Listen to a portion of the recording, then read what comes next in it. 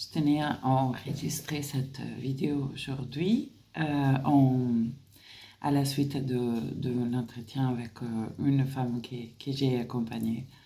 Elle a quitté son travail entre guillemets alimentaire à peu près il y a un moment avec l'objectif, l'idée de s'installer en tant que coach, en tant qu'accompagnante à traverser une longue période de difficultés financières. Elle est maman d'un enfant et jusqu'au moment où elle se trouvait face vraiment à devoir demander des aides sociaux pour faire face aux besoins, le sien et celui-là de son enfant. Et la conversation qu'on a eue à ce moment-là me semblait extrêmement importante parce que je crois que c'est une tendance assez répandue en ce moment pour les accompagnements, disons, thérapeutiques, spirituels, qui est de croire qu'il y a des contextes à l'intérieur desquels notre être peut s'exprimer dans son essence, qui est rayonnement et qui est rayonnement d'une vérité un peu plus profonde que celle de notre personnalité, et donc rayonnement aussi de l'amour de l'être que nous sommes. On peut croire du coup qu'il y a des contextes où cela est approprié, possible, plus important, et des contextes où ça ne l'est pas. Et donc on s'attache à une forme qui peut être du coup je m'installe en tant qu'accompagnant, plutôt que vraiment faire attention au fond de la chose. Le fond de la chose est la qualité de l'interaction avec notre prochain, avec le monde, du coup, les autres.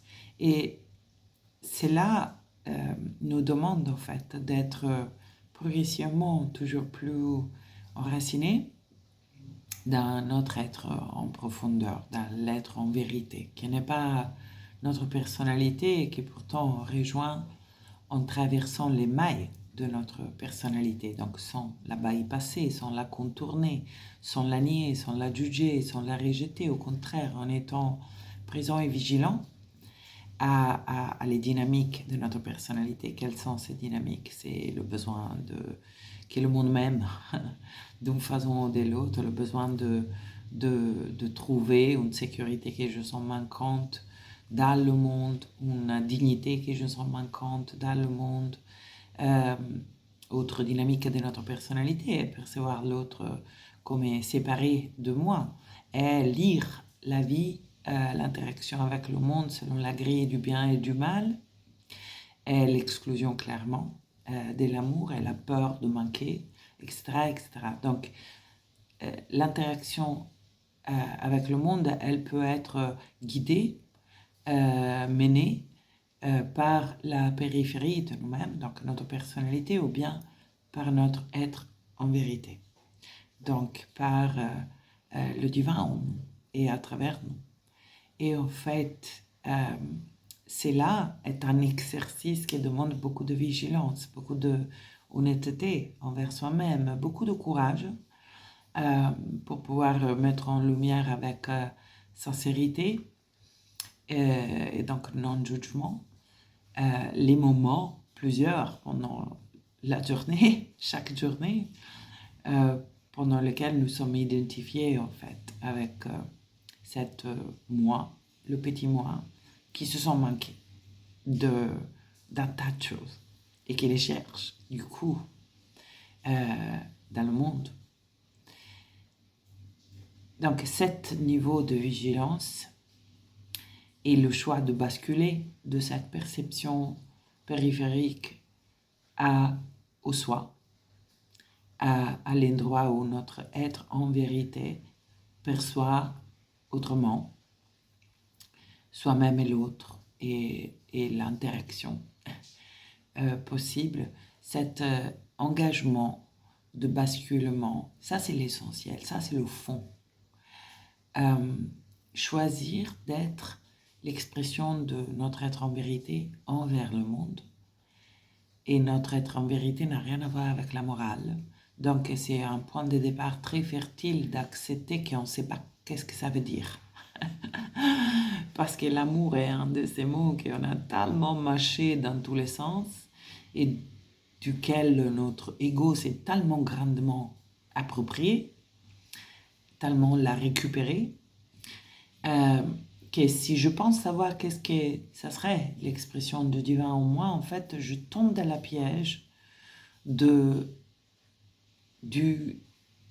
l'ego spirituel, on va dire, qui peut-être c'est le plus insidieux de toutes les possibles expressions de notre identification avec la personnalité, parce qu'il parle un langage euh, et semble se comporter dans la forme très similaire, on va dire, au langage de la vérité. Jusqu'il est creux et jusqu'il est un peu ce que les pharisiens étaient au temps de Jésus. Une partie de nous qui pense détenir la vérité, qui pense connaître l'amour, qui pense agir l'amour, en réalité agit son idée du bien, qui n'est pas du tout la vérité du divin. Seul Dieu est bon, disait le Christ, et cela implique en quelque part accepter que notre idée manichéenne du bien et du mal n'a rien à voir avec l'amour, n'a rien à voir donc avec le divin, car Dieu est amour, nous enseigne Jean. Donc, pour revenir aux accompagnants, avoir cette intention profonde, solide, cet engagement à la vérité est un élément essentiel du chemin qu'on veut partager avec le monde. Première chose, donc cela veut dire s'engager à la lucidité du discernement entre la voix de mon ego et la voix de mon être en vérité. Donc du divin à travers moi, ce divin que je ne connais pas, comme je viens de dire, dont je n'ai pas, que je ne vais pas à restreindre dans mes cases du bien et du mal. Avoir cette envie de vérité qui demande du coup en partie de notre construction de s'effondrer, qui demande à notre identification et notre attachement à notre ego, à notre personnage, de laisser la guide de notre vie pour progressivement laisser le rayonnement de l'être en vérité se positionner à la conduite. Donc il faut bien savoir à quoi je me consacre, à quoi je m'engage. En tant qu'accompagnant, on peut avoir un discours de la vérité et passer à côté des zones où, au fil de notre quotidien, nous sommes ailleurs que dans l'éraclement de la vérité. Donc, quand par exemple un accompagnant pense qu'il y a des contextes, par exemple ses accompagnements, ses suivis, ses stages, où l'amour qui nous a créés a plus droit de nous traverser, de rayonner que des contextes tout banals comme l'interaction avec ma boulangère, ma copine, voilà, le prosaïque de la vie. Quand nous sommes dans cette illusion, et du coup nous acharnons par exemple à rester attachés à une certaine forme professionnelle, nous sommes en train de dormir, en fait. Nous sommes en train de vivre à la périphérie, donc nous sommes dans un moment d'identification avec notre ego. Quand un métier me semble tellement plus sacré qu'un autre, comme ma préférence par rapport à ce métier devient attachement sourd, c'est qu'en effet, je suis glissée dans mon ego. Alors, tout métier est le contexte idéal pour nourrir cette lucidité de laquelle on vient de parler, Donc ma vigilance par rapport à quel endroit intérieur je suis en train d'habiter, de quel endroit intérieur mon action, mes mots, mon silence, ma perception du monde est en train de surgir. C'est là tout contexte, à tout moment, a besoin d'être cultivé. Il n'y a pas un contexte que ça serait celui-là de mes accompagnements thérapeutiques où cela devient plus important qu'ailleurs. Première chose, ça demande du courage. Deuxième, dans le moment que, grâce à ma vigilance, je vois que je suis dans cette séparation entre des contextes où l'amour de Dieu, ça serait plus important qui coule que d'autres, ben là, j'ai besoin de choisir quel patron intérieur je veux servir. Est-ce que c'est mon égo? Et du coup, je me polarise davantage dans ce positionnement et je me dis non, non, moi je vais être l'expression de l'amour. Moi, je choisis d'être traversé par le divin seulement dans des contextes que j'estime sacrés.